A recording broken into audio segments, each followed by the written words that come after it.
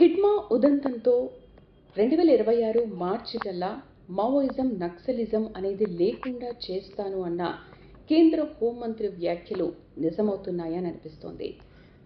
ఎందుకంటే నక్సలిజాన్ని పూర్తిగా రూపుమాపడమే నా ముందున్న మొదటి లక్ష్యం అని కేంద్ర హోంమంత్రి అమిత్ షా లాస్ట్ ఇయర్ ఈ వ్యాఖ్యలు చేశారు.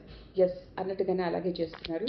అండ్ హిడ్మా ఎన్కౌంటర్ తర్వాత ఎక్కడెక్కడైతే వెళ్ళారో మావోయిస్టులు దాదాపు 31 మందిని పట్టుకుని అరెస్ట్ చేయడం జరిగింది. వాళ్ళు కూలీల రూపంలో తిరుగుతుంటే హిడ్మా రాసుకున్న డైరీ ఆధారంగా ఆ మావోయిస్టులను పట్టుకున్నారు. దాంట్లో చాలామంది మహిళలు కూడా ఉన్నట్టుగా చెప్తున్నారు.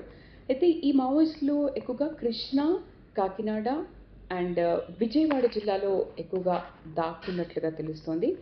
పోలీసులు సీరియస్ ఆపరేషన్ స్టార్ట్ చేశారు. ఈ మావోయిస్టులను అంతం చేయాలి అన్న లక్ష్యంతో సీరియస్ ఆపరేషన్ స్టార్ట్ చేశారు.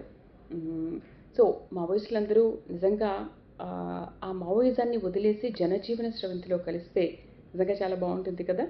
ఎస్, కేంద్ర హోంమంత్రి చేసిన ఈ వ్యాఖ్యలు సక్సెస్ఫుల్గా ఈ ఆపరేషన్ కంప్లీట్ అవ్వాలి 2026 మార్చి కల్లా అనేది మనము కోరుకుందాం.